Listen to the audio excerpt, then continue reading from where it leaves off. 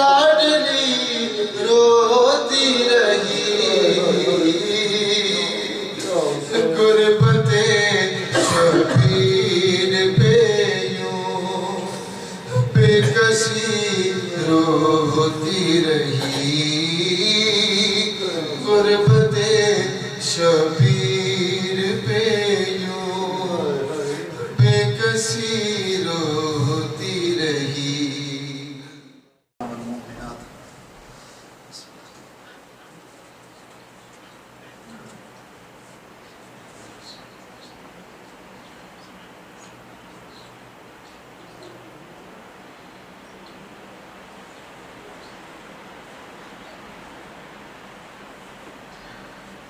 اپنی دعاؤں کی استجابت کے لیے، مومنین کی مغفرت کے لیے، بیماروں کی شفا یابی کے لیے بلندتر صلوات.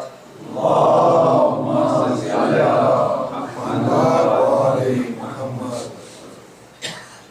اسلام و مسلمین کی فتح و نصرت، کفار و منافقین کی نیست و نابودی، خانے ماتمی جلوس، ہزارات مقامات مقدسہ کی حفاظت، علماء بزرگان دین مراجعین کی حفظ و سلامتی کے لیے بار دیگر بلندتر صلوات. اللہم صل علی محمد و آل محمد.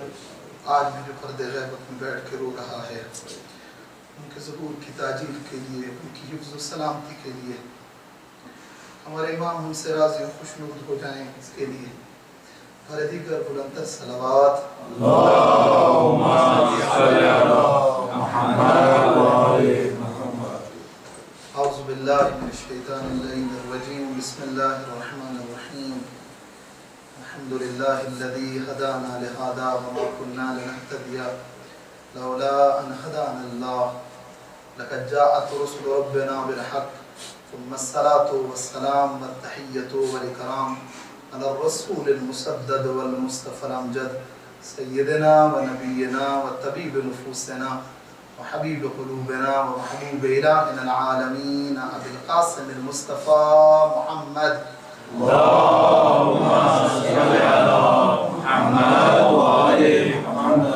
على اہل بیتہ الطیبین الطاہرین المعصومین المنتخبین المنتجبین الذین اذهب اللہ عنہم الرجس وطهرهم تطہیرا. اللہم صل علی محمد و آل محمد. ولعنۃ اللہ علی اعدائهم اجمعین من الآن الى قیام یوم الدین. اما بعد فقد قال اللہ تبارک وتعالی فی کتابہ المجید وفرقانہ الحمید وقولہ الحق وہو اصدق القائلین. بسم اللہ الرحمن الرحیم.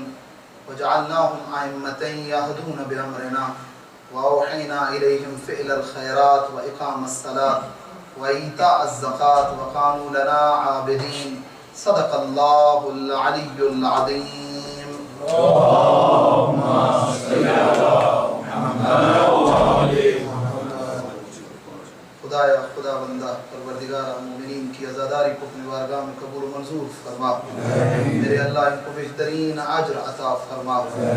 میرے اللہ واسطہ محمد و آل محمد کا جو مومنین اس سینٹر و مرکز میں عزاداری سید الشہداء کے لیے زحمتیں کر رہے ہیں، میرے اللہ والنٹیئر مومنین مومنات سب کی ان کاوشوں و زحمتوں کو اپنی بارگاہ میں قبول و منظور فرما. خدایا سب کے مرحومین کی مغفرت فرما. میرے اللہ ہمارے جوانوں کی اصلاح فرما. خدایا واسطہ محمد و آل محمد کی عزت و عظمت کا مومنین کے مال و رزق میں برکت و وسعت عطا فرما. ان کی توفیقات خیر میں اضافہ فرما. میرے اللہ بحق کے چہاردہ معصومین ہمارے بیماروں کو شفا عطا فرما. میرے اللہ ہمارے مرحومین کی مغفرت فرما. ہمارے امام علیہ السلام کے ظہور میں تاجیل فرما. ربنا تقبل منا انك انت السمیع العلیم برحمتک یا ارحم الراحمین. بار دیگر بلندتر صلوات.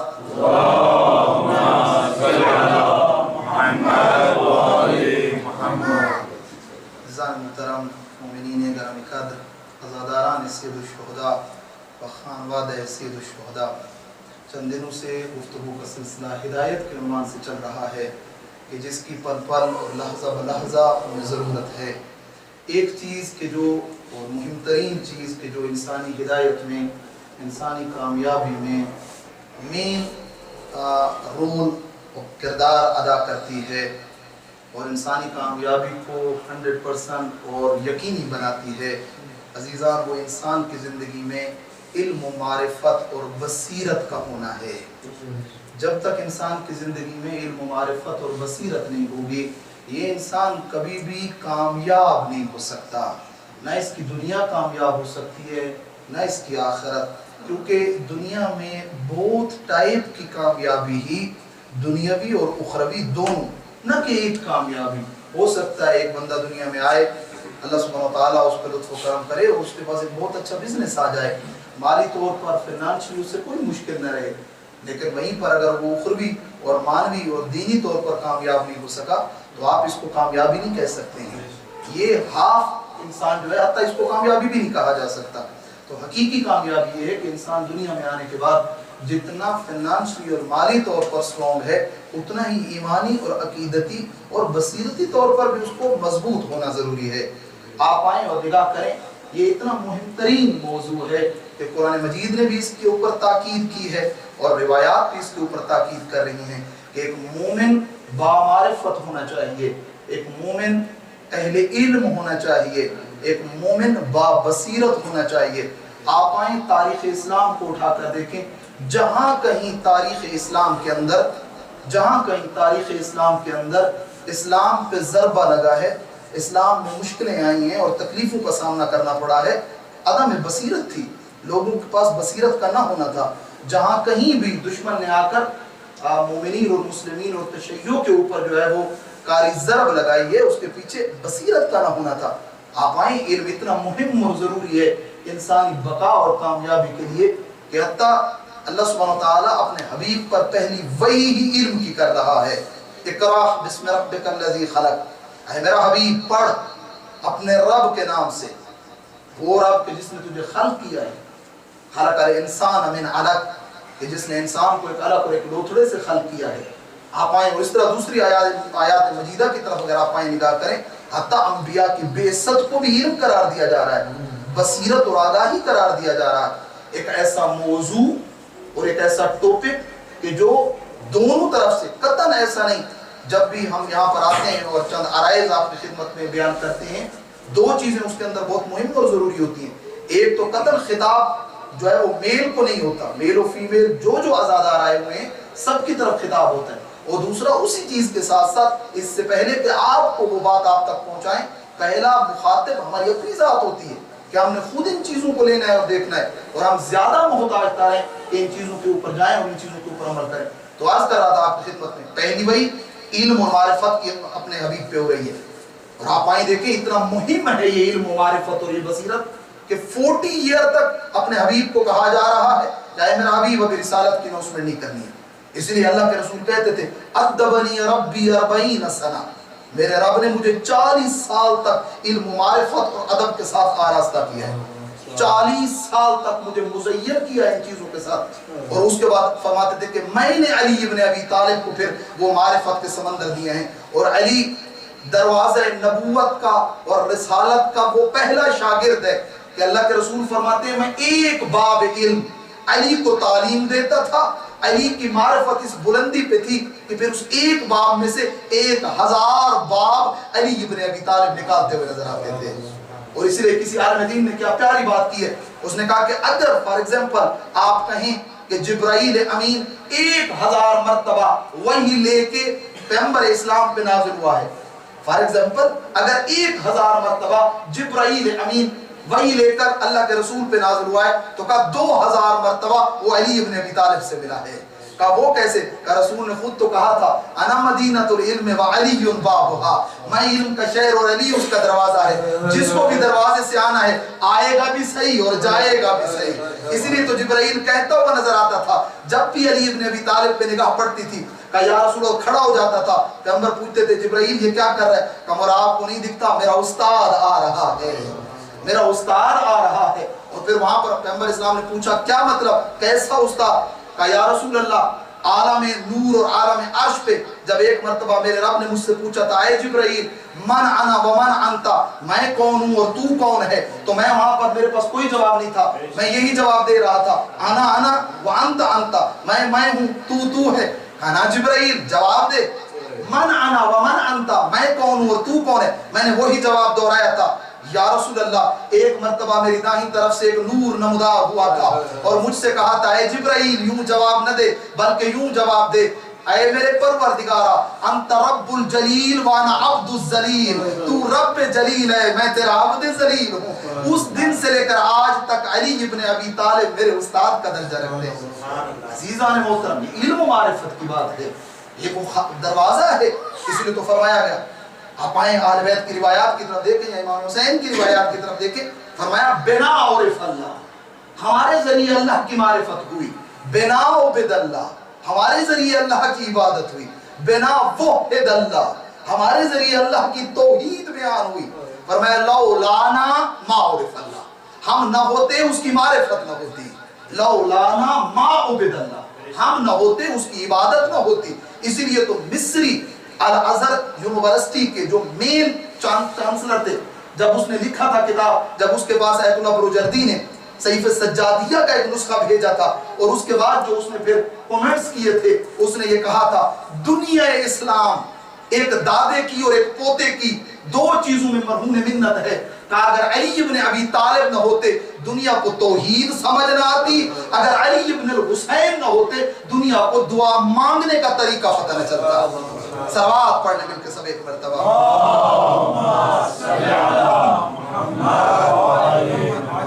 عرض کر رہا تھا آپ خدمت میں، معرفت بہت ضروری ہے عزیزان محترم، علم بہت ضروری ہے، بصیرت بہت ضروری ہے، جاننا بہت ضروری ہے، جہالت میں رہنا ٹھیک نہیں ہے۔ قرآن مجید کی یہ ہے اور پھر اپنے حبیب پہ قرآن مجید میں وہی ہو رہی ہے، هل يستوي الذين يعلمون والذين لا يعلمون، اے میرا حبیب اپنی امت کو بتا دے وہ لوگ جو جانتے ہیں اور وہ لوگ جو نہیں جانتے ہیں کیا یہ دونوں برابر ہو سکتے ہیں؟ قطعاً یہ دونوں برابر نہیں ہو سکتے۔ اور پھر وہی ہو رہی ہے، بتا دو ان کو کہ ہم نے تمام انبیاء کو اسی مقصد کے لیے تو بھیجا ہے، هو الذی بعث فی الامیین رسولا منہم یتلو علیہم آیاتہ ویزکیہم ویعلمہم الکتاب والحکمہ وان کانوا من قبل لفی ضلال مبین۔ ہاں پر یہ کہا جا رہا ہے والذی بعث فی الامیین رسولا، وہی اللہ ہے جس نے امت کے اندر رسولوں کو بھیجا، اور آئے رسول تجھے بھیجا، جس کا کام یہی ہے کہ وہ قوم کی تربیت کرتا ہے، اس کی ہدایت کرتا ہے اور انہیں علم و حکمت کی تعلیم دیتا ہے۔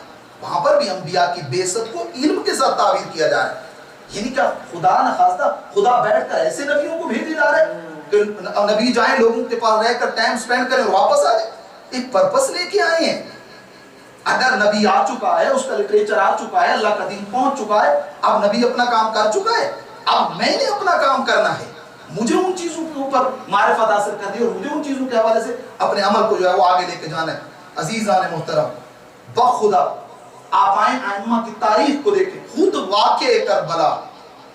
واقع کربلا امام حسین کی شہادت اور ہمارے باقی تمام ائمہ کی شہادت کے مختلف ریزنز میں سے ایک ریزن اور ایک وجہ عدم بصیرت اور معرفت کا نہ ہونا ہے۔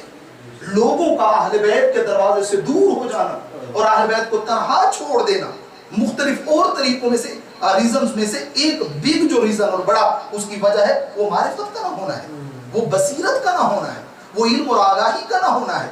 وہ اس دنیا کی زندگی کو سب کچھ سمجھے بیٹھے تھے اور اللہ کے ولی کو انہوں نے جو ہے وہ تنہا چھوڑ دیا تھا۔ آپ آئیں دیکھیں، اسی لیے تو یہ جہالت آ گئی تھی، کیونکہ علم کے مقابلے میں بالکل جہالت آتی ہے، علم اس کے مقابلے میں جہالت۔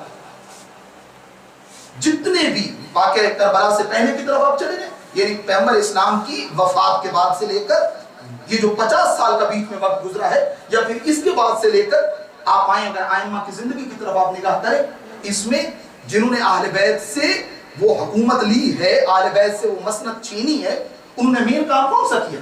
انہوں نے کہا ہے کہ اگر ہم نے یہ مسند اپنے پاس رکھنی ہے، یہ حکومت اپنے پاس رکھنی ہے، تو رکھنے کے لیے ایک مین چیز جس کے اوپر ہمیں عمل کرنے کی ضرورت ہے وہ یہ ہے کہ لوگوں کو جاہل رکھنا پڑے گا۔ جتنے لوگ جاہل ہوں گے اتنی دیر ہم زیادہ حکومت کر سکیں گے۔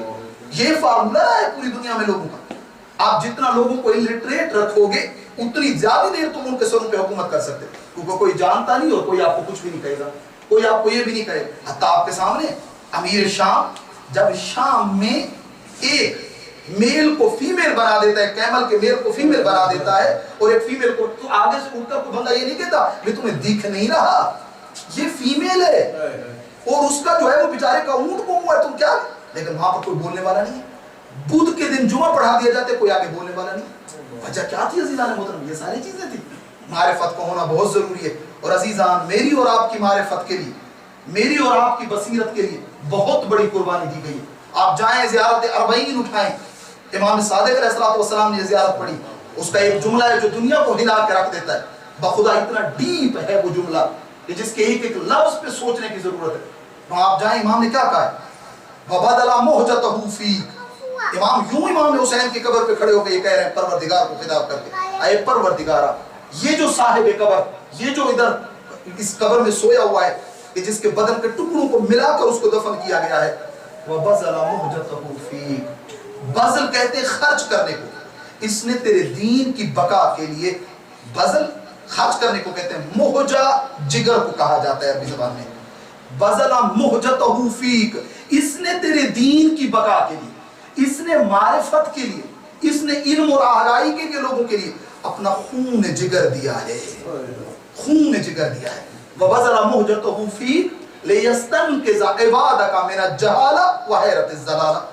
خون جگر دیا امام حسین علیہ السلام نے تاکہ لوگوں کو جہالت سے نکال کر اور ضلالت سے نکال کر علم اور معرفت کے نور میں لے کر آئے.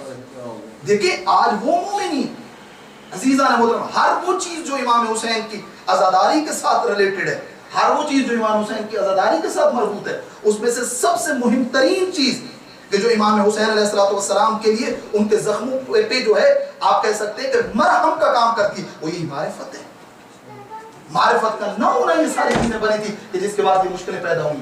آئیں اس معرفت کو زیادہ کریں, آئیں اپنے اندر علم کی جو ہے وہ شمع کو روشن کریں. جن چیزوں کے بارے میں نہیں پتہ انسان آئے جن کو پوچھے. قرآن مجید نے بھی اسی چیز کی طرف اشارہ دیا کہ جن چیزوں کا تمہیں علم نہیں ہے جاؤ ان کے بارے میں سوال کرو. وَاسْأَلُوا أَهْلَ الذِّكْرِ إِن كُنتُمْ لَا تَعْلَمُونَ. اگر نہیں جانتے ہو جا کر اہل ذکر سے پوچھو, اپنے آپ کو جاہل نہ رکھو. اللہ کے رسول کی حدیث ہے, فرمانے لگے اگر میری امت میں 6 چیزیں نہ ہوتی لَصَارُوا صَالِحِينَ كُلُّهَا, سب کے سب نیک ہو جاتے, سب کے سب کامیاب ہو جاتے اگر 6 چیزیں نہ ہوتی. ان میں سے 6 پہ جاؤں گا تو میرا موضوع چلے, ایک چیز اس میں سے فقط بیان کرنی. پہلی چیز جو فرمایا میری امت میں ہے جس کی وجہ سے میری امت پیچھے رہ گئی, جس کی وجہ سے میری امت آگے نہ جا سکی, دین و دنیا میں کامیاب نہ ہو سکی, پتہ ہے وہ کیا ہے؟ فرمایا القناعۃ بالجہل, جہالت پہ راضی ہو جانا. القناعۃ, قناعت کا مطلب کیا ہے؟ کنٹینٹمنٹ. اس کو جو ہے وہ قناعت ہم کہتے ہیں کہ کنٹینٹمنٹ قناعت ہے. قناعت بری چیز نہیں ہے, قناعت اچھی چیز ہے. دنیا کو اگر لیا جائے, مال دنیا کو رنجو تو قناعت اچھی ہے, انسان کا تھوڑے پہ راضی ہو جانا اچھا ہے. لیکن علم میں قناعت فرمایا نا یہ بہت بری ہے. تمہارے پاس جتنا بھی علم آ جائے پھر بھی کہو کم ہے. عبادت میں قناعت فرمایا 6 چیزیں ہیں میری امت کے لوگوں کے پاس, اگر یہ نہ ہوتی لَصَارُوا صَالِحِينَ, سب کے سب نیک ہو جاتے, سب کے سب کامیاب ہو جاتے. اس میں سے ایک جہالت پہ راضی ہو جانا. میرے پاس علم نہیں ہے, نہیں ہے تو کوئی بات نہیں. مجھے قرآن پڑھنا نہیں آتا, نہیں آتا تو کوئی بات نہیں. آپ آئیں, عمر کتنی ہو گئی اور آپ کو پتہ ہے قرآن انشاءاللہ ہمارا آگے پورا ٹاپک آئے گا, میں زیادہ اس میں نہیں جاتا. مجھے احکام الہیہ پتہ نہیں ہے, مجھے حلال و حرام محمد پتہ نہیں ہے, نہیں آتا تو کیا ہے, کوئی بات نہیں. یہ چیز بہت بری ہے. قناعت, جہالت, ٹھیک ہے. عبادی حوالے سے آپ آ دیں. میں نے جو ہے وہ 2 رکعت فجر کی پڑھی ہے, کافی ہے. 2 رکعت مستحب پڑھ لیں, ٹھیک ہے, 2 کافی. ٹھیک ہے, اس میں کوئی شک نہیں ہے کہ اللہ سبحانہ وتعالیٰ نے آپ کے اوپر واجب نہیں کی ہے, لیکن یار تھوڑے پہ تھوڑا, مال دنیا میں تو آپ کبھی راضی نہیں ہوتے. بھلے 10 ملین بھی آ جائیں, نہیں ابھی بھی تھوڑا ہے. پرائم منسٹر بنا, نہیں پریزیڈنٹ بننا ہے, پریزیڈنٹ بنا, نہیں ایک ملک کی بادشاہ ہے, 2 کی چاہیے. میں نہیں, اس میں قناعت کرو جہاں قناعت کرنی ہے, اور جہاں قناعت نہیں کرنی تھی وہاں میں قناعت کر کے بیٹھ گئے. عزیزاں ان چیزوں کی طرف توجہ ضروری ہے. آئیں اپنی معرفت کو زیادہ کریں, آئیں اس کو, یہ معرفت ہمیں بچائے گی بہت ساری چیزوں سے, معرفت ہمیں بچائے گی مختلف چیزوں سے. فرمایا 3 چیزیں ہر انسان کی خواہش ہوتی ہے آج کل. 2 ویسے 3, اس کے پاس اچھی ہیلتھ ہو, اس کے پاس بینک بیلنس ہو, اور اس کے پاس علم بھی ہو. اب علماء کہتے ہیں کہ جو مال ہے, فار ایگزامپل ہر بندے کی خواہش ہے اس کے پاس مال ہو. مال کب فائدہ دیتا ہے؟ کہتے ہیں مال تب فائدہ دیتے ہیں جب ہیلتھ ہو. اگر آپ ملٹی ملینئر ہیں لیکن آپ کے پاس ہیلتھ ہی نہیں ہے تو آپ مال کو کہاں خرچ کریں گے؟ آپ کے تو کسی کام کا نہیں ہے وہ. اس لیے کہتے ہیں 3 دعائیں مانگو خدا سے کو، خدایا جہاں مجھے مال دے وہاں مجھے صحت بھی دے، جہاں مجھے صحت دے وہاں مجھے معرفت بھی دے، وہاں مجھے علم بھی دے۔ کہتے ہیں کیسے ان کا آپس میں کیسے ریلیشن ہے، مال کا، ہیلتھ کا اور علم کا۔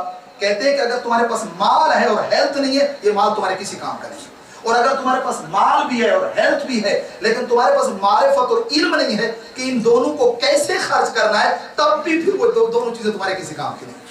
علم آپ کو بتائے گا اس مال کو کہاں خرچ کرنا ہے، ادروائز پھر مال مختلف جگہوں پہ خرچ ہو جائے گا۔ اور میں نے عجیب روایت دیکھی ہے، امام معصوم سے میں نے روایت دیکھی، فرمایا جس بندے کو خدا مال دیتا ہے اگر وہ مال وہ راہ حلال پہ خرچ نہیں کرتا، توجہ فرمائیے گا عزیزان محترم، جس بندے کو خدا مال دیتا ہے اور وہ مال اگر وہ راہ حلال پہ خرچ نہیں کرتا، خدا اسی مال کو اس سے حرام پہ خرچ کرا دیتا ہے اور ایسی جگہ پہ خرچ ہو جاتا ہے جہاں پہ خرچ نہیں ہونا چاہیے تھا۔ اور پھر معصوم فرماتے ہیں نہ اس کو دنیا میں وہ مال اس کے فائدے میں رہے گا نہ آخرت میں اس کے فائدے میں رہے گا۔ یوں ہے فرمایا جب بھی تم دیکھتے ہو کسی جگہ پہ کہ ایک اچھی اپرچونٹی تمہارے سامنے آئی ہے کہ تم اس مال کو اس جگہ پہ خرچ کرو، فرمایا پھر سوچ میں مت پڑو، حتماً کر دو، نہیں تو وہ ایسی جگہ پہ چلا جائے گا، خدا اس کو ایسی جگہ پہ لے جائے گا جہاں بیٹھ کے پھر تم پچھتاؤ گے، اے کاش ادھر خرچ نہ کیا ہوتا، اے کاش جہاں نہ ہوتا۔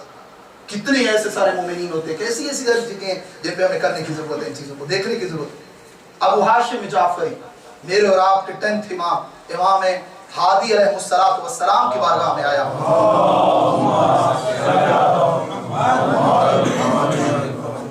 کچھ حالات ٹھیک نہیں تھے، تھوڑا شکایتی ذہن تھا اس کا، یعنی اس دن تھوڑی شکایت والا موڈ تھا، فقیر ہے، 3 ائمہ سے علم لیا ہے، حالات اچھے نہیں تھے، امام کی بارگاہ میں آئے، 2 لوگ بھی بیٹھے تھے، جب اور لوگ گئے نا اس سے پہلے کہ یہ امام کو کہے کہ حالات ٹائٹ چل رہے تھے، امام علیہ السلام نے فرمایا کہ اے ابو ہاشم، جو نعمتیں اب تک تمہیں خدا دے چکا ہے کیا ان کا شکریہ ادا کیا ہے کہ ایک بات کی شکایت لے کے آ گئے؟ دیکھنے لگا ہے امام کو دیکھ لیا، ابھی تو بات کو زبان پہ نہیں لایا تھا، ابھی تو بات دل کی دل میں ہی چل رہی تھی۔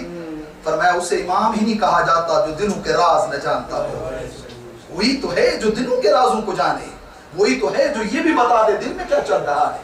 عزیزان محترم، پھر امام علیہ السلام نے فرمایا اے ابو ہاشم، میں تمہیں 3 چیزوں کے بارے میں بتاتا ہوں، 3 چیزوں کے بارے میں بتاتا ہوں جو خدا نے تمہیں دی ہیں، جا ان کا شکر ادا کر اور اوروں کو بتا وہ بھی شکر ادا کریں۔ اے ابو ہاشم جعفری، خداوند متعال نے تمہیں علم عطا کیا ہے، جس علم کی وجہ سے تو گمراہی کی موت نہیں مرے گا، گمراہی کی موت نہیں مرے گا۔ یہ علم کی نعمت ہے تیرے پاس کہ علم کے ذریعے سے تجھے ہدایت مل رہی ہے، ہدایت سے بڑھ کر بھی کوئی نعمت ہو سکتی ہے۔ اے ابو ہاشم جعفری، وہ جو علم خدا نے تیرے لیے دروازہ کھولا ہے اور آل محمد کے خاندان نے اپنے دسترخوان علم پہ تجھے بٹھایا ہے، 3 ائمہ نے معرفت اور نور تیرے دل میں ڈالا ہے، اے ابو ہاشم جعفری پہلے اس کا تو شکریہ ادا کر لے، پہلے اس کا تو شکریہ ادا کر لے بارگاہ پروردگار کہ علم تجھے ضلالت کی طرف نہیں جانے دے گا، علم تمہیں کنٹرول کر لے گا، علم تمہیں بچا لے گا، علم تمہیں گرنے سے روک دے گا گھاٹی کے اندر سے، معرفت لاتا ہے علم۔ اے ابو ہاشم جعفری، دوسری چیز تمہیں بتاؤں جو خدا نے دی ہے، اے ابو ہاشم جعفری، خدا نے تمہیں ہیلتھ عطا کی ہے، اے ابو ہاشم جعفری، جس کے ذریعے سے تو اس کی عبادت کر کے اپنے درجات بلند کر لیتا ہے۔ کبھی جائیں ان لوگوں کو دیکھیں جو ہاسپٹلائز ہیں، جو بستروں پہ پڑے ہوئے ہیں، عزیزان محترم، جو ہل چل نہیں سکتے، کچھ بھی نہیں کر سکتے، جائیں ان سے پوچھیں 2 رکعت نماز کی قدر کیا ہے، آپ کو پتہ ہے۔ ایت اللہ مرعشی نجفی، وہ لوگ جو علم سے وابستہ ہیں، بہت بڑا نام ہے ایت اللہ مرعشی نجفی کا، 10 سے 15 ملاقاتیں امام زمانہ کے ساتھ ہیں ان کی، اتنا بڑا نام، بہت بڑی لائبریری ان کے اندر موجود ہے، امام سے ملاقاتیں سارا کچھ۔ ہمارے استاد ایک دن بتا رہے تھے کہ جب آقا کے آخری دن تھے، میں آقا سے ملاقات کے لیے گیا، آقا سے ملاقات کے لیے گیا، شعبان کے روزے تھے یا پوری مطلب رمضان، تو ملاقات ہوئی، وہ مجھے جانتے تھے، میں ان کو جانتا، تو جب میں اٹھنے لگا ہوں تو آقا رونے لگے ہیں، تو میں نے رونے کی وجہ پوچھی ہے، تو مجھے کہنے لگے اے فلانی، رونے کی وجہ یہ ہے، تجھے پتہ ہے مرعشی نجفی شعبان اور رجب کا روزہ بھی نہیں چھوڑتا تھا، مرعشی نجفی کی ہر نماز رسول کی بیٹی اور امام موسیٰ کاظم کی بیٹی بی بی معصومہ کی بارگاہ میں ہوتی تھی، آج بستر پہ پڑا ہوں، نہ اٹھ سکتا ہوں نہ کچھ کر سکتا ہوں۔ اسی لیے علماء ایک بڑا جملہ کہتے ہیں، توجہ چاہوں گا آپ کی سب کے لیے، وہ کہتے ہیں جب تک زندہ ہو بہترین کام کر لو، اپنی معرفت کو زیادہ کر لو، اپنے عمل کو زیادہ کر لو، فرمایا مرنے کے بعد مومن ترسے گا خدایا مجھے اتنا موقع دے دے میں ایک مرتبہ دنیا میں جا کر ایک لا الہ الا اللہ کہہ دوں، ایک لا الہ الا اللہ، ایک لا الہ الا اللہ کہنے کا بھی موقع نہیں پوچھ سکتے، ایک لا الہ الا اللہ اس کا کیا مقام ہے، ایک ذکر کر سکوں واپس جا کر۔ عزیزان مطلب یہ یوں نہیں ہے، موقع ہے ہمارے پاس، آئیں اپنی معرفت کو۔ یہ دو باتیں، اے ابو ہاشم خدا نے علم دیا، اس کے ذریعے ہدایت ہوئی تیری اور تو گمراہی سے بچ گیا۔ اے ابو ہاشم جعفری خدا نے تمہیں ہیلتھ دی ہے کہ جس کے ذریعے تو اس کی عبادت کر کے اس کو راضی کر لیتا ہے اور آخرت میں اپنا درجہ بڑھا لیتا ہے۔ اے ابو ہاشم جعفری اس ذات نے تمہیں قناعت بھی عطا کی ہے جس قناعت کے ذریعے سے تو ایک ایک کے در پر ہاتھ پھیلانے سے بچ جاتا ہے اور اس قناعت کی وجہ سے تیری سیلف ریسپیکٹ جو ہے وہ محفوظ ہو جاتی ہے۔ ایک ایک نعمت کی طرف امام نے اشارہ کیا۔ عزیزان وہ لوگ کہ جو خود ہی اس کنٹینٹمنٹ کو اور اسی قناعت کو کم سمجھتے ہیں، امام نے اس کو علم ہو، ہدایت ہو، ہیلتھ کی نعمت کے ساتھ رکھا ہے۔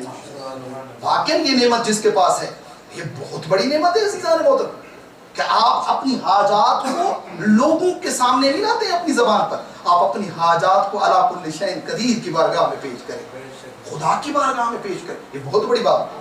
انسان کے سامنے اگر آپ اپنی حاجات کو رکھیں گے سوائے رسوائی کے کچھ نہیں ہے، سوائے رسوائی کے کچھ نہیں ہے۔ کیا کر سکتا ہے ایک انسان دوسرے انسان کے؟ اس لیے تو معصوم نے فرمایا کہ انسانوں کے سامنے اپنی حاجات کو مت رکھا کرو، دو حالتوں میں سے تیسری نہیں ہوگی، یا تمہاری حاجت پوری کر سکے گا یا نہیں کر سکے گا، اگر نہیں کرے گا تو شرمندگی ہوگی۔ ظاہری بات انسان کے گیا اپنا حاجت بھی پیش کی وہ نہیں کر سکا، اور اگر کر بھی دیا ہے تو پوری زندگی اس کے سامنے سر جھکا کے رہو گے۔ فرمایا اس کے سامنے جاؤ جس کے سامنے حاجت بیان کرنے میں انسان کو لذت محسوس ہوتی ہے اور وہ بہترین اعتبار سے عطا کرتا ہے۔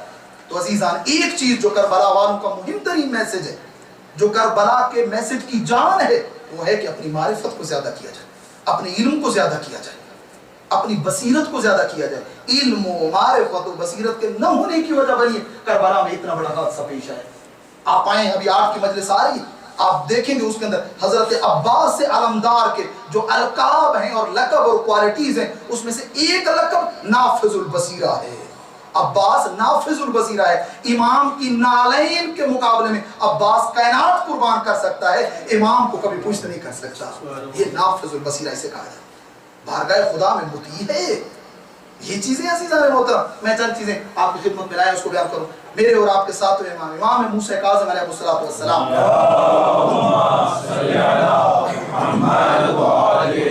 امام فرماتے ہیں ہر ایک انسان کے لیے چار ٹائپ کی معرفت ضروری ہے، چار چیزوں کا جاننا ضروری ہے اس کے لیے، نہیں تو وہ ناکام ہو جائے گا۔ چار معرفتیں اس کے لیے ضروری ہیں۔ پہلی معرفت فرمایا ان تعرف ربک، اپنے رب کی معرفت، اس لیے فرمایا اول العلم معرفتہ، ابتدائے علم اور اول علم انسان کا یہی ہے کہ وہ اس کی معرفت حاصل کرے کہ اس کا پالنے والا کون ہے، اس کا خالق کون ہے، اس کا مالک کون ہے، اس کو دنیا میں لے آنے والا کون ہے۔ افسوس کے ساتھ ہم خدا کو مانتے ہیں، خدا کو جانتے نہیں ہیں۔ ہمیں یہ پتہ ہے کہ کوئی خدا ہے کیونکہ یا تو ماں باپ نے بول دیا تھا، لیکن ہماری پریکٹیکل لائف میں خدا کہاں پر ہے؟ یہ بات پر میں پہلی معرفت جو ضروری ہے ان تعرف ربک، اپنے رب کو پہچان، تیرا رب کتنا عظیم ہے۔ پھر یوں نہ پہچان بلکہ اس کو اس کی صفات اور کوالٹیز سے پہچان۔ اللہ کا 99 نام ہے، وہ سب کے سب اس کی کوالٹیز ہیں۔ دیکھیں عزیزان محترم، فار ایگزامپل آپ کے سامنے کسی بندے کا نام، میں یوں آپ کو ایگزامپل دیتا ہوں، آپ کے سامنے کسی بندے کا نام دیا جائے کہ فلاں صاحب ہے، ادھر ہی وہ آئے اور بیٹھ جائے کہ کون ہے جی فلاں صاحب ہے، ٹھیک ہے تو ہے۔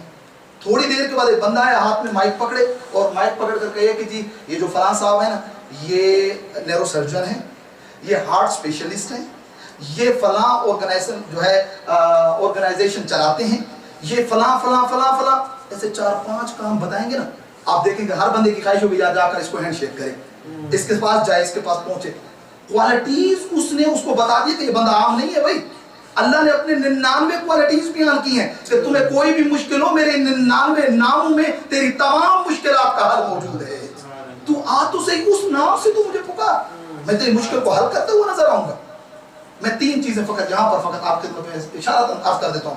اللہ علیم ہے، ہم کہتے نہیں العلیم، اللہ علیم ہے، ہم دوسرا اللہ کا ہم کیا کہتے ہیں؟ اللہ علیم ہے۔ اسی کے ساتھ ساتھ اللہ البصیر بھی ہے، اسی کے ساتھ ساتھ الحکیم، اللہ وزڈم بھی اور حکیم بھی ہے، اسی کے ساتھ ساتھ تیسری کوالٹی ہم کہتے ہیں القدیر، اللہ قدیر بھی ہے۔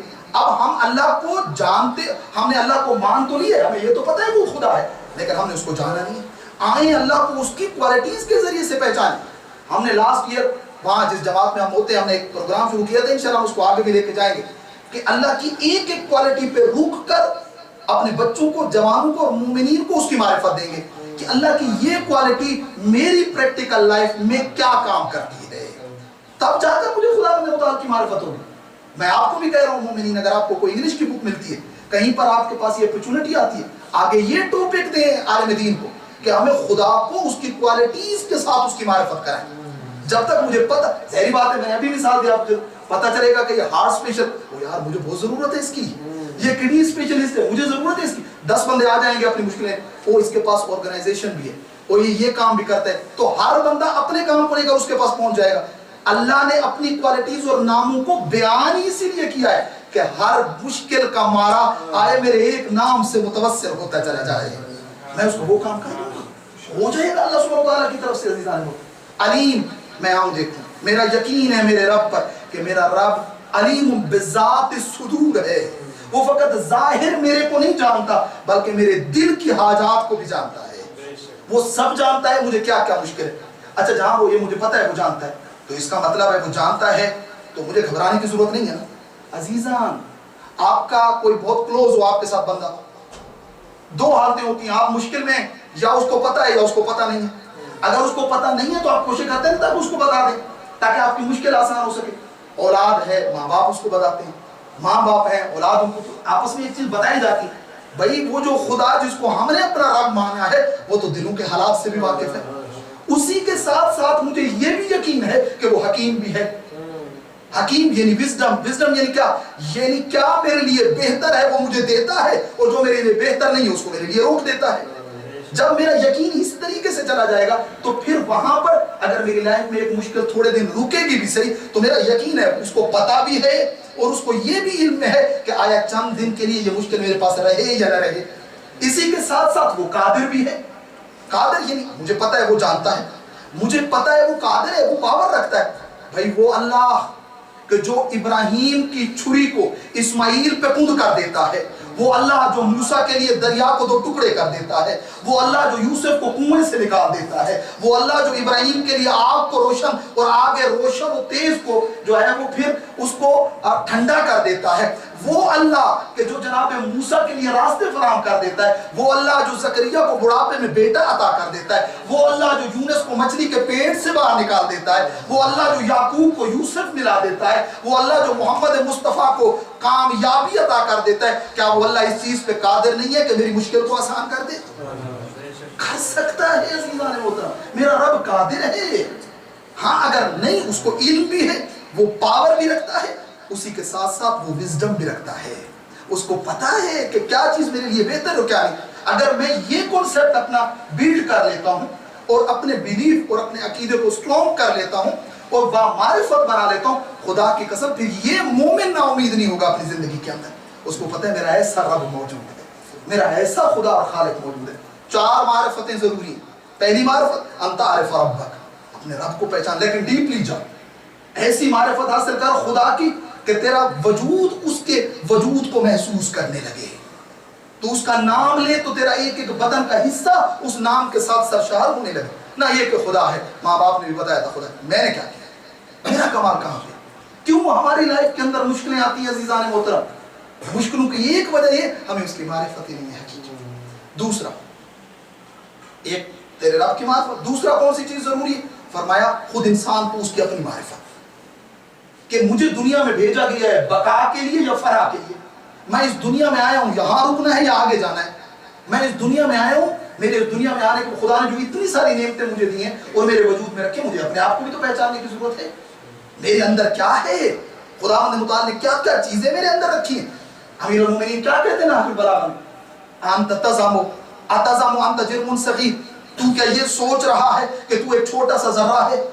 تھوڑا سا پلین پہ آپ بیٹھے نا عزیزان محترم, جب انسان اوپر جاتا ہے تو چیزیں چھوٹی ہو جاتی ہیں نا, اور اسی لیے کہا گیا ہے, یہ مثال بھی کسی عالم نے بہت اچھی دی ہے, کہ اپنے آپ کو جتنا بلند کرتا چلا جائے گا اتنی دنیا چھوٹی ہوتی چلی جائے گی. ہم نے اپنے آپ کو بہت نیچے کر دیا ہوتا ہے, جس کی وجہ سے وہ چھوٹی چیزیں بھی میرے نزدیک بہت بڑی نظر آ رہی ہوتی ہیں. میں ان کو بہت بڑا دیکھ رہا ہوتا ہوں. اپنے آپ کو انسان بلند کرے اور کیا کرے اتزم وانت جرم صغیر, تو یہ سوچ رہے تو ایک ذرہ ہے, فرمایا تیرے اندر میرے رب نے پوری کائنات کو رکھ دیا ہے, پوری کائنات کو رکھ دیا. سوچ تو صحیح تیرے اندر کیا کیا ہے اور تو کیا کیا کر سکتا ہے, تو اس سے مدد تو نہیں, وہ تیرے لیے راستوں کو کھول دے گا, تیرے لیے تمام تر چیزوں کو جو ہے وہ آسان کر دے گا. یہ دوسری معرفت. تیسری معرفت کہ اس نے تجھ سے کیا چاہا ہے. اس نے ایک انسان سے کچھ چاہا بھی تو ہے نا, یہ بھی معرفت ضروری ہے ایک انسان مومن کے لیے. میں کلمہ گو ہوں, میں مسلمان ہوں, کیا مجھے یہ بھی پتہ نہیں ہے کہ جس نے مجھے دنیا میں بھیجا ہے اس کا بھیجنے کا پرپس کیا ہے, وہ مجھ سے چاہتا کیا ہے. آپ نے کبھی کوئی ایسا بزنس یا ایسا جو ہے وہ باس یا ایسا کوئی بڑا بندہ دیکھا ہے کہ جو لوگوں کو ہائر تو کر لے اپنی کمپنی میں لیکن ان کو یہ نہ بتائے کہ تم نے کرنا کیا ہے, اور وہ بھی آگے سے کچھ بھی نہ پوچھے کہ تم نے کرنا کیا ہے. کوئی دیکھا ہے کیا وہ کامیابی ہو سکے؟ عزیزان کبھی ہم نے سوچا اس نے جو بھیجا ہے ہم نے کرنا کیا ہے یہاں پر, وہ ہم سے چاہتا کیا ہے. میرے مولا ساتویں امام فرما رہے ہیں تیسری معرفت یہ انسان کو ہو کہ اس نے وہ آپ سے چاہتا کیا ہے, آپ نے دنیا میں آ کر کرنا کیا ہے, کتنی چیزیں آپ پہ لازم اور ضروری ہیں, کتنی چیزوں سے آپ کا رکنا ضروری ہے, یہ ساری چیزیں ضروری ہیں. یہ تیسری معرفت ہے عزیزان. یہ ساری چیزیں ڈیٹیل میں بیان کی جا سکتی ہیں, وقت نہیں اتنا کہ میں اس کو ڈیٹیل. چوتھی معرفت, ایک مومن کے لیے یہ ضروری ہے کہ وہ ان تمام تر چیزوں کو جان لے کہ جو چیزیں اس کو دین سے نکالنے کا باعث بن سکتی ہیں. ان چیزوں کی بہت ڈیپلی جملہ ہے, ان تمام تر چیزوں کی معرفت حاصل کر لے کہ جو چیزیں اس کو دین سے خارج کر سکتی ہیں, اس کو بے دین بنا سکتی ہیں, اس کو بے دین بنا سکتی ہیں. ہوتی ہیں, ہر انسان کی اپنی اپنی مشکلیں ہوتی ہیں. ممکن ہے ایک انسان جو ہے اس کو اس کی آنکھوں پہ کنٹرول نہ ہو اور آنکھوں کے تھرو وہ بے دین بن جائے, زبان پہ کنٹرول نہ ہو, دل پہ کنٹرول نہ ہو, ہاتھوں پہ کنٹرول نہ ہو. ہم بہت جلدی عزیزان, یہ دین ہی ہے جو ہمیں معرفت عطا کرتا ہے. چند چیزیں یہ میں نے آپ کو, یہ معرفتیں ضروری ہیں. خدا کی معرفت ہو, اس کے ولی کی معرفت. ولی کی معرفت کا نہ ہونا تو باعث بنا ہے عزیزان محترم, یہ سارا کچھ ہوا ہے. اگر معرفت ہوتی تو کیا اس طرح سے ہوتا, قدم بقدم امام کے ساتھ چلتے, حتیٰ قربان ہونے کی ضرورت نہ آتی. نہ امام دنیا سے جاتے, نہ امام شہید ہوتے, نہ اس کے ساتھ لوگ مارے جاتے. اگر ہم امام کا ساتھ دے دیتی دنیا, نہ دنیا کو کچھ ہوتا نہ امام کو کچھ ہوتا. ڈر گئے تھے کہ نہیں امام کی طرف جائیں گے تو شاید مارے. بھائی امام کی طرف جانے سے مرتا نہیں ہے انسان, امام کے در پہ جانے سے حیات مل جاتی ہے. حیات مل جاتی ہے. امام تو زندگی دیتا ہے. ہمیں آج بھی اگر ہم وقت کے امام کی بارگاہ میں جاتے تو ہمیں حیات ملے گی, آج بھی ہمیں معرفت ملے گی. ہم کوشش کریں اپنے آپ کو در امام پہ پہنچائیں. لوگ سمجھتے ہیں دین پہ عمل کریں گے تو بہت ساری چیزوں سے دور ہو جائیں گے. بھائی دین تمہارے لیے راہ ہی کھولتا ہے. دین ہر ایک چیز کے لیے حلال راستہ موجود ہے دنیا کے اندر. انسان کیوں پھر حرام کی طرف جائے؟ اگر آپ کو معرفت حاصل ہو جائے گی پھر آپ حرام کی طرف جانے کی ضرورت نہیں ہے. ساری چیزیں جو ہے آپ کے پاس موجود ہوں گی. یہ چند چیزیں البتہ ایک اور چیز بھی ہے میرے اور آپ کے تیسرے امام, امام حسین علیہ السلام.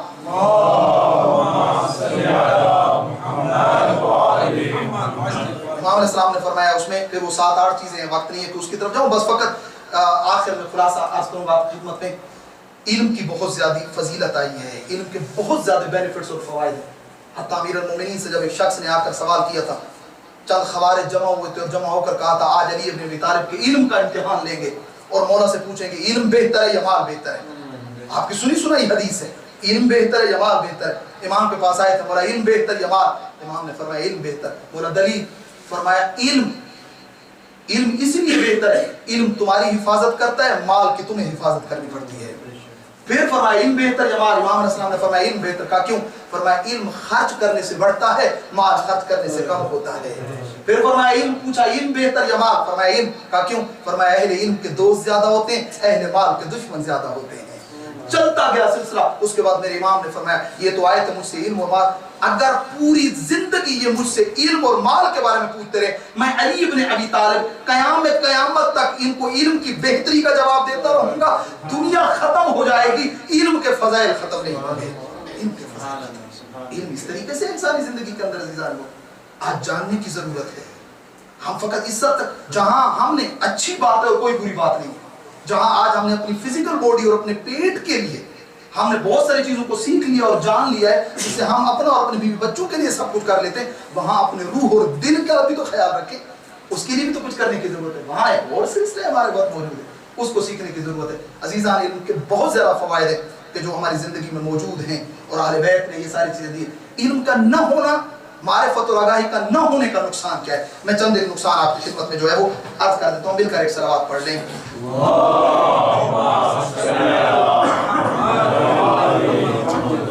اچھا، علم کے نہ ہونے کے جو نقصانات ہیں، جب انسان کے پاس معرفت نہیں ہوگی اور علم نہیں ہوگا، اس کا پہلا نقصان یہ ہے انسان اندھی تقلید کرنا شروع کر دیتا ہے. کچھ بھی، کوئی بھی چیز ریزن نہیں، جی بس ہم تو یہ کریں گے بابا، کچھ چیز نہ، اندھی تقلید. پہلی چیز جو باعث بنتی ہے بلائنڈلی فالو کرنا چیزوں کو، جو کہ رسول خدا کے دور میں بھی لوگ کر رہے ہیں. رسول خدا کہہ رہے تھے کہ یہ بتوں کی پرستش نہ کرو، کہہ رہے تھے ہم نے اپنے آبا و اجداد کو ایسے پایا تھا. کہا بابا دلیل کا دلیل نہیں ہے، وہ کر رہے اندھی تقلید جس کو کہا جاتا ہے، جس کے اندر کوئی بھی ریزن نہ ہو، کوئی بھی نالج نہ ہو، کوئی بھی سینس نہ ہو، کوئی لوجک اس کے اندر موجود نہ ہو. اس کو اندھی تقلید، ایک علم کے نہ ہونے سے انسان اندھی تقلید، اس نے جو بولا میں تیار ہوں. اس لیے تو امیر المومنین نے فرمایا لوگوں کی، دنیا کے اندر رہنے والے لوگوں کی تین قسمیں، ایک وہ ہیں کہ جو عالم ربانی ہیں، ایک وہ ہیں جو سبیل نجات پہ نکلے ہیں، ایک وہ ہیں جن کی حالت یہ ہے وہ جدھر کی آواز آتی ہے وہ اسی کے ساتھ چل پڑتے ہیں، جدھر کی ہوا آتی ہے وہ ادھر جھک جاتے ہیں. اندھی تقلید اسی ایک کام ہے، علم کے نہ ہونے سے انسان کی لائف میں آتا ہے عزیزان محترم، انسان کو تباہ و برباد کر کے رکھو. جس کی سنی اسی کے پیچھے چل دی، حقیقت کو نہیں دیکھ. اس لیے معصوم نے جب فرمایا عزیزان محترم حق اور باطل میں کتنا ڈسٹینس اور فاصلہ ہے، میرے امام نے یوں 4 انگلیاں کو ادھر رکھا ہے. فرمایا حق یہ ہے کہ جو آنکھ سے دیکھو اور جو آنکھ سے نہیں دیکھا وہ باتیں، وہ باتیں یہ ساری چیزیں. اچھا، اسی کے بعد فرمایا بری یعنی عادتوں کی پیروی کرنا. ایک عادت میں نے بنا لی، اسی کو دین بنا کے بیٹھا ہوں. بابا جان یہ عادت رونگ ہے، یہ چیز غلط ہے جو تم کر رہے ہو. نہیں میں نے یوں کرنا ہے، میری عادت بن گئی ہے، میری ہیبٹ ہو گئی ہے. نہیں، آؤ اپنی عادت کو بدلو. عبد نفس کا پوری ایک حدیث ہے، تقریباً 20 پوائنٹس کے اوپر امیر المومنین کی ایک حدیث ہے. عبد نفس کا کے اوپر، عبد یعنی عادت دے اپنے نفس کو، اس کام کی، اس کام کی، اس کام کی، اس کام کی. وہ 20 پوائنٹ ہے اس کے اندر. امام علیہ السلام نے فرمایا اپنی زبان کو اس کی عادت دے، اپنے کان کو اس کی عادت دے، اپنی آئیز کو اس کی عادت دے، اپنے دل کو اس کی عادت دے، اپنے ہاتھ کو، اپنے اخلاق کو. چیز امام نے بیان کی. نہیں جی وہ میری تو عادت بن چکی ہے، میں نے اسی کو، ہاں میں آؤں دیکھوں کیا یہ جو میری عادت بنی ہے یہ مجھے جنت لے کے جا رہی ہے، جہنم لے کے جا رہی ہے. اس چیز کی طرف دیکھنا ضروری ہے. یہ دوسری چیز جو علم کے نہ ہونے کی وجہ سے. تیسری، خیالاتی زندگی گزارنا، جو ذہن میں آیا وہی کر دیا. نہیں، اسٹرونگ ہوتا ہے مومن، المومن کیسن، وہ کبھی بھی ایسے کام نہیں شروع کر دیتا، ہر ایک چیز کے پیچھے جاتا ہے اور اس کی حقیقی معرفت حاصل کرتا ہے. البتہ جہاں ضروری ہو، جہاں ضروری نہیں پڑا ہے وہ اپنے بات کو بھی ویسٹ نہیں کرتا، اپنے بات کو بھی ضائع نہیں کرتا ہے فضول چیزوں. میں ایک خیال میں ایک چیز آئی ہے چل پڑا ہے اس کے پیچھے. نہیں بھئی، یہ میری پریکٹیکل لائف میں کوئی ضروری ہے یہ کام کرنا تو میں کروں گا، اگر ضروری نہیں ہے تو بس پھر اس کو چھوڑ دینا چاہیے. انسان جائے اپنے اگلے کام کی طرف جائے، اپنے مین ٹارگٹ سے جو ہے وہ انسان دور نہ ہو جائے. ہم اپنی کتنی ساری زندگی ویسٹ کر دیتے ہیں اسی چیز کی خاطر، ایسے کاموں کے پیچھے کہ جن کا ہماری پریکٹیکل لائف میں کوئی فائدہ نہیں ہوتا ہے. اچھا، یہ اسی کے ساتھ 2-3 چیزیں اور عرض کر دیتا ہوں. بغیر علم کے جسٹس کرنا، میرے پاس کچھ بھی نہیں تھا آرڈر لگا دینا اس بندے کے اوپر، غلط ہے. یہ علم کے نہ ہونے کی ایک چیز ہے کہ جو آپ، مجھے محسوس ہو رہا ہے آپ تھوڑے تھک رہے ہیں، میں 1-2 باتیں اور کروں گا، افزام تمام کروں گا. اگر آپ نہیں تھکیں تو صلوات پڑھ دیں.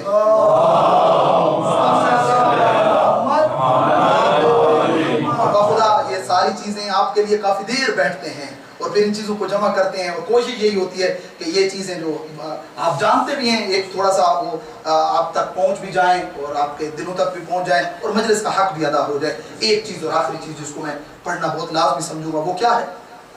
علم کے بغیر انسان بدگمان ہو جاتا ہے. لوگوں کے بارے میں رونگ مینٹیلٹی اپنی جو ہے وہ بنا لینا، لوگوں کے بارے میں ایسے خواہ مخواہ کے آرڈر لگانے لگنا، پتہ نہیں وہ کیا ہے، پتہ نہیں وہ کیا کر رہا ہے. نہیں ہے ہمیں کس چیز کا کہ ہم کسی کے بارے میں غلط سوچ رکھیں. ہمیں حکم ملا ہے مومن کے بارے میں پوزیٹیو تھنکنگ کرو تو جتنا ہو سکتا ہے. ہم کہ دیر نہیں کرتے، چھوٹی سی ایک چیز ہمارے ہاتھ میں آتی ہے ہم اس کو اچھالنا شروع کر دیتے، ہم اس کے بارے میں رونگ تھنکنگ کرنا شروع کر دیتے. بخدا امام کے پاس ایک شخص ہے آ کر، میرے اور آپ کے 4th امام کے پاس، امام سجاد آیا اور آ کر عرض کرنے لگا، مولا اگر ایک مومن کی کوئی ایسی چیز مجھے پتہ چلی ہے کہ جو شاید ٹھیک نہیں تھی تو مولا میں کیا کروں؟ امام نے فرمایا 40 ٹائپ کا اس کے بارے میں اچھا گمان کرو، کہ شاید یہ ہو گیا ہوگا، شاید یہ ہو گیا ہوگا، شاید یہ ہو گیا ہوگا.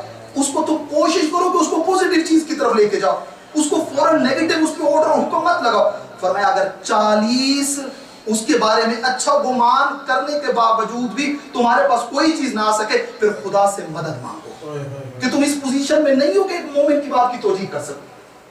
عزیزان ہمیں پوزیٹیو سوچنا ہے۔ ممکن ہے ایک مومن ایک جگہ پہ کھڑا ہو، ایک جگہ پہ موجود ہو، وہ جگہ ممکن ہے وہ جگہ ظاہری طور پر ٹھیک، اور وہ کھڑا ہوا ہے بیچارہ، میں یہاں سے گزرا، اوہ یہ یہاں پہ کھڑا ہے، پتہ نہیں کیا کر رہا ہوگا۔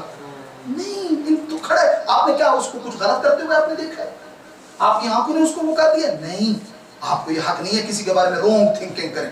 آج ہمارے معاشرے کے اندر جو ایک بہت بڑی مشکل ہماری پیدا ہو گئی وہ یہی ہے، لوگوں کے بارے میں رونگ جسٹس، لوگوں کے بارے میں برا گمان، اس کو ذہن سے نکالنے کی ضرورت ہے۔ یہ چیز انسان کے عمل کو برباد کر دیتی ہے۔ ذہن میں آپ کو ایک چھوٹی سی مثال دے کر اپنی بات کو آگے بڑھاتا ہوں۔ اسی امام کے پاس ایک شخص آیا اور آ کر کہا مولا ایک بندہ میرے ساتھ تھا اور مولا اس نے جو ہے وہ پورا ٹائم میرے ساتھ تھا اور اس نے نماز نہیں پڑھی، مولا ابھی میں اس بندے کے بارے میں کیا کہوں؟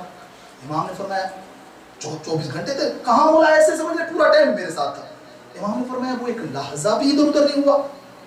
مولا ایک لحظہ بھی نہیں۔ اچھا آپ آئیں دیکھیں، یہ تو ایک حدیث کا ایک دیکھیں امام کس انداز سے اس چیز کو توجیہ کر رہے ہیں۔ امام کہہ رہے ہیں وہ ایک لحظہ بھی ادھر نہیں ہوا۔ امام نے فرمایا تجھے نیند نہیں آئی؟ کہا مولا مجھے نہیں۔ امام بہانے ڈھونڈ رہے ہیں، امام بہانے ڈھونڈ رہے ہیں کسی ذریعے سے اس کو بتایا جائے۔ اور خدا کے بندے یہ ذہن میں کیا لے کے بیٹھ گیا ہے؟ پھر اس نے کہا ہاں مولا مجھے یاد آیا، ایک ایسا تھا کہ وہ ایک تھوڑی سی دیر کے لیے میں اور وہ جب چل رہے تھے تو ہمارے درمیان میں ایک درخت آ گیا تھا، وہ درخت کے اس طرف ہو گیا تھا، میں درخت کے اس طرف ہو گیا تھا۔ فرمایا بس یہ گمان کر لے اس نے درخت کے اس طرف نماز پڑھ لی۔ ہمیں یہ آرڈر دیا جا رہا ہے عزیزان محترم، کیوں دلوں میں لوگوں کے بارے میں غلط چیزیں انسان ڈال کے سوئے؟ کیوں دلوں میں بدگمانی ڈال کر سوئے؟ یہ علم کے نہ ہونے اور معرفت کے نہ ہونے کی وجہ۔ آئیں اپنی معرفت کو زیادہ کریں، آئیں اپنے علم کو، کربلا والوں کو مہم ترین پیغام ہے اور ختم ہو گیا ہے۔ یہ موضوع بڑا وسیع موضوع ہے، پورے عشرے کا یہ موضوع ہے، معرفت نفس اور معرفت رب اور معرفت امام اور ان ساری چیزوں کے حوالے سے۔ دعا کرتا ہوں اللہ رب العزت کی بارگاہ میں خدایا ہمارے علم و معرفت اور بصیرت میں اضافہ فرما، خدایا ہماری نوجوان نسل اور ہمارے جوانوں کے علم میں اضافہ فرما۔ پروردگارہ تمام مومنین کو قرآن، تفسیر، اہل بیت اور ان کے فرامین کو سیکھنے اور سمجھنے کی توفیق عطا فرما۔ خدایا ہم سب کو اپنی بارگاہ میں بہترین اجر عطا فرما۔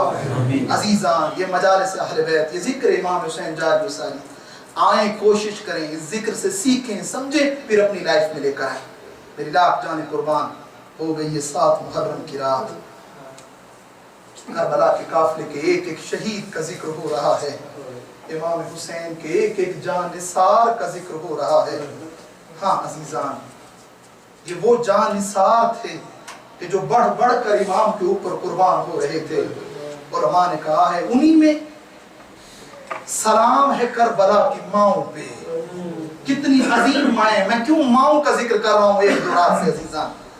ماں اور اولاد کا رشتہ بڑا عجیب ہے عزیزان۔ باپ ہوتا ہے نا دل پہ پتھر رکھ لیتا ہے، باپ ہے اس کی برداشت زیادہ ہوتی ہے۔ ماں کو فقط پتہ چل جائے نا میرا بیٹا گر گیا ہے اور بچہ دور ہو، ماں کو رات تک نیند نہیں آتی ہے جب تک خبر نہ مل جائے، جب تک بیٹا باپ ماں سے بات نہ کر دے۔ کتنی عظیم مائیں ہیں کربلا کی عزیزان کہ جن کی زبان پر ایک لفظ شکوہ نہیں آیا ہے۔ جتنے مصائب آئے ہیں، پانی بند ہوا، ان کے اپنے بچے پیاسے تھے، کسی ایک ماں نے امام کو شکایت نہیں کی عزیزان محترم، کسی ایک ماں کے لب پہ کوئی لفظ شکایت نہیں آیا ہے۔ یہ مائیں تھی کربلا کی عزیزان۔ آپ آئیں اور نگاہ کریں، ہر ماں کی خواہش ہوتی ہے، ہر ماں کی خواہش ہوتی ہے اس کا بیٹا جوان ہوگا، اپنے بیٹے کی شادی کرے گی، اپنے بیٹے کو صحرا پہنائے گی، لیکن کربلا کی مائیں کہہ رہی ہیں اے بیٹا میں تجھے امام پہ قربان ہوتا دیکھنا چاہتی ہوں، میں تجھے امام پہ قربان ہوتا دیکھنا چاہتی ہوں۔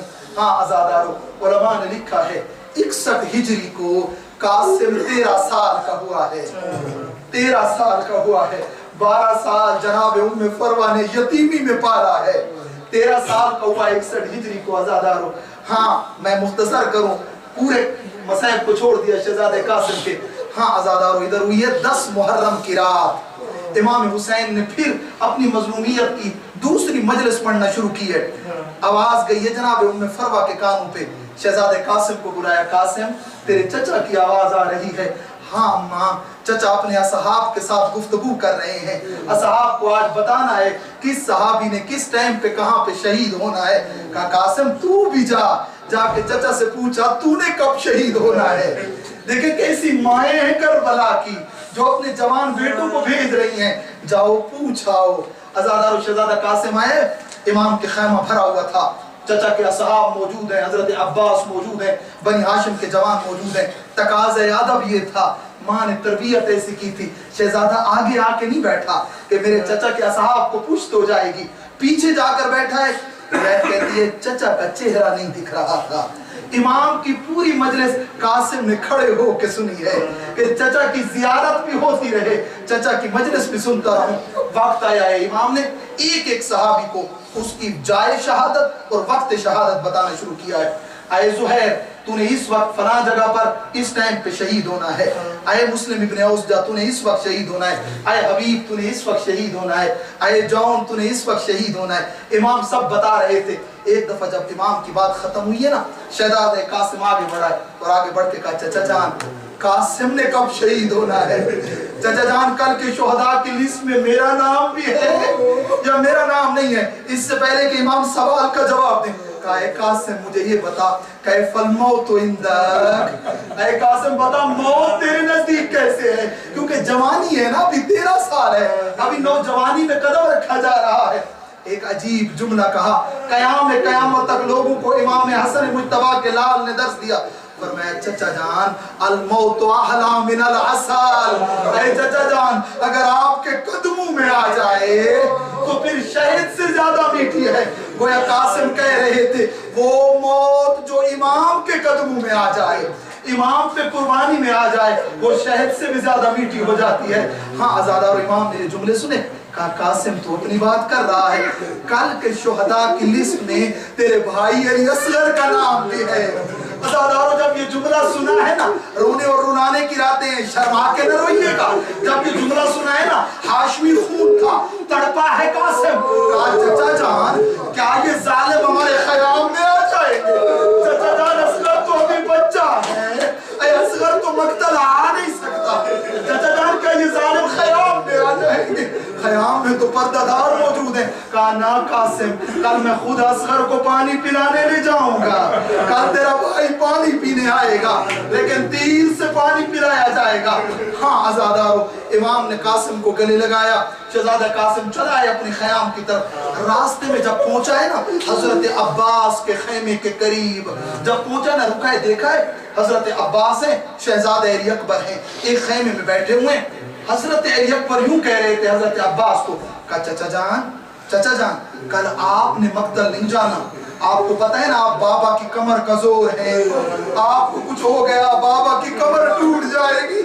عزادارو یہ جملے سننے تھے. حضرت عباس نے کہا اکبر تو نے بھی مقتل نہیں جانا, تجھے پتہ ہے تو میرے آقا کی آنکھوں کا نور ہے, اگر تجھے کچھ ہو گیا میرے آقا کا نور ختم ہو جائے گا. عزادارو یہ جملے سنے نا, قاسم آگے بڑھا. کہا چچا عباس اجازت ہے ایک بات کر لوں؟ کہاں قاسم بول کیا بات کرنی ہے؟ ہاں قاسم کیا پوچھنا ہے؟ کہا چچا جان آپ ہیں چچا حسین کی کمر کا زور, بھائی علی اکبر ہے آنکھوں کا نور. چچا جان میں یتیم ہوں, میرے جانے سے نہ چچا کی آنکھوں کا نور ختم ہوگا نہ چچا کی کمر کا زور ٹوٹے گا, آپ میرے جانے سے کچھ نہیں ہوگا. عزادارو یہ جملہ سننا تھا. اے امام حسین نے گلے لگا, کہا اے قاسم اے یہ بات کیوں کر رہا ہے میرا لال, اے تو میرے بھائی حسن کی نشانی ہے, اے تو میرے بھائی حسن کی نشانی ہے. ہاں عزادارو ہوا ہے روز عاشور کا دن ہوا.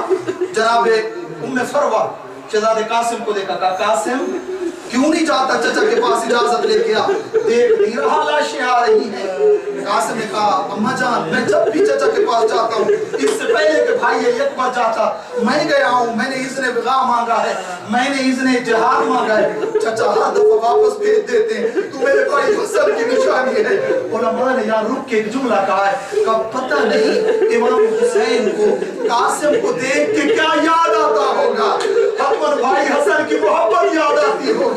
راوی کہتا ہے میں نے دیکھا. ادھر بی بی نے کہا قاسم جاتا کیوں نہیں ہے؟ قاسم دوبارہ آیا ہے امام کے پاس. راوی کہتے ہیں میں نے ایک 13 سال کے بچے کو دیکھا, وہ خیمے سے باہر نکلا, چہرہ 14ویں کے چاند کی طرح چمک رہا تھا. حضرات ایسا نورانی چہرہ میں نے پہلے نہیں دیکھا تھا. عجیب حالت تھی.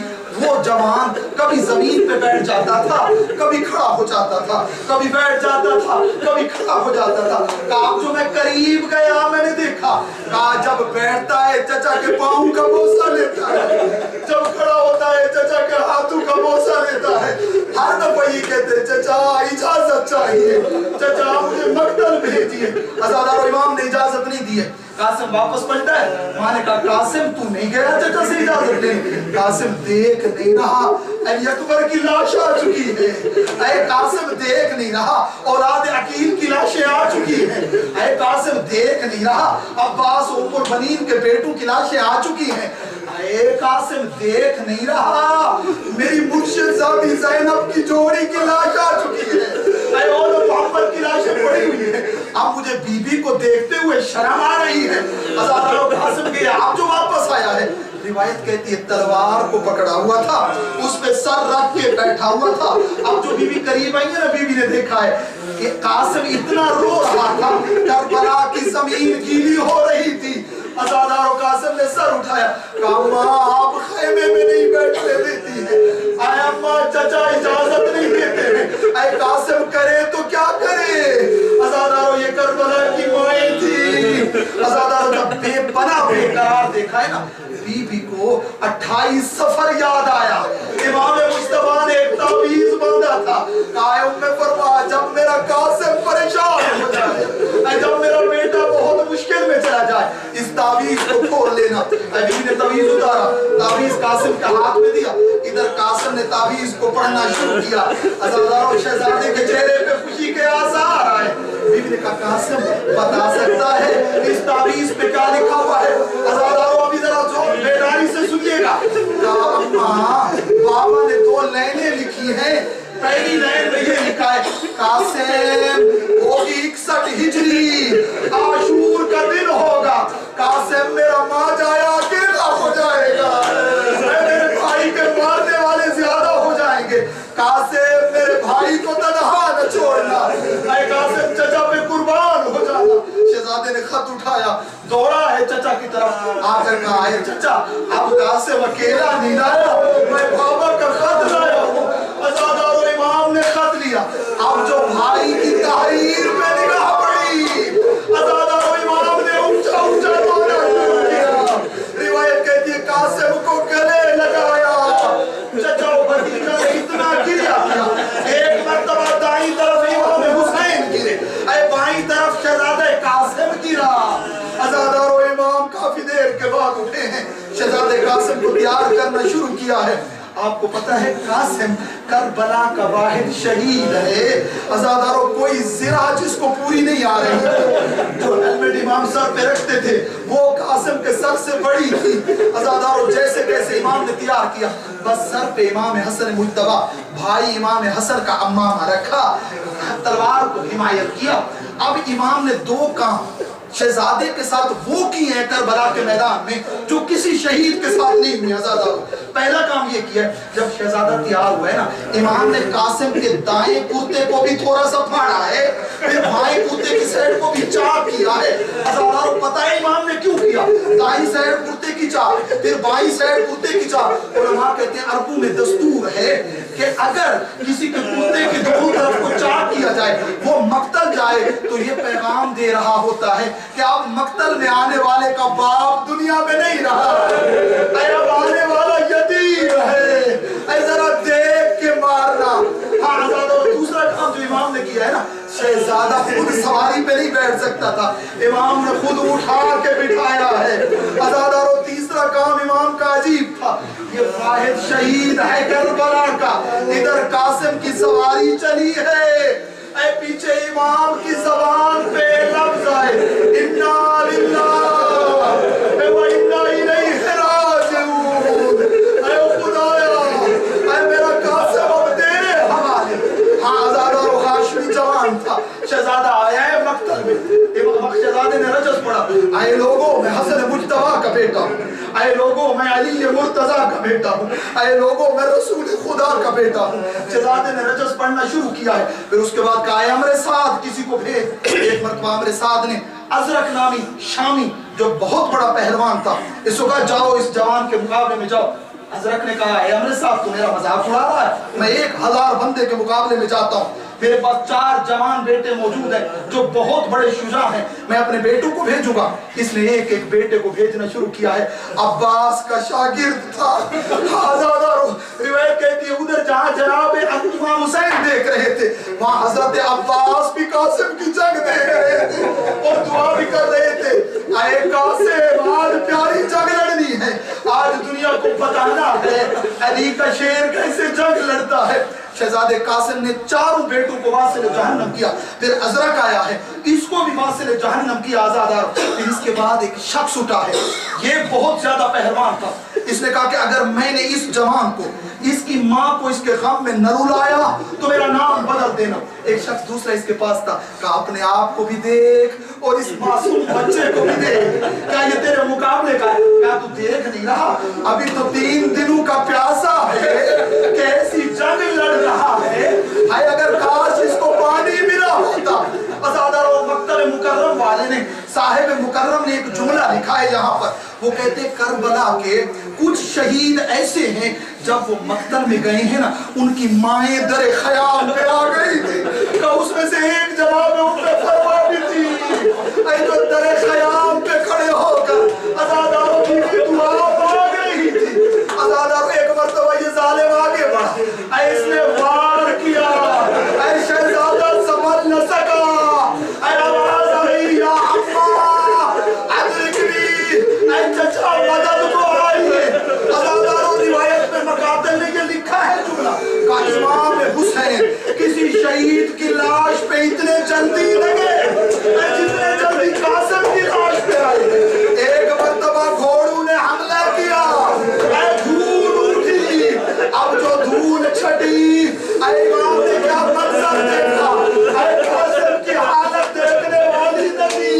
ازاداروں امام نے ماتم کرنا شروع کیا، آنکھیں برس رہی تھی اور یہ جملے مقاتل نے لکھے ہیں، قاسم کے سر کو گود میں رکھ کے زہرا کا لال کہہ رہا تھا اے میرے اللہ، اے میری قسمت، اے حسین کی غربت، اے میرے بچے نے مجھے بلایا، اے میرے بچے کی مدد کو آیا، اے میں اپنے قاسم کو نہ بچا سکا، اے میرا قاسم چلا گیا۔ لعنت اللہ علی القوم الظالمین وسيعلم الذين ظلموا أي منقلب ينقلبون إنا لله وإنا إليه راجعون۔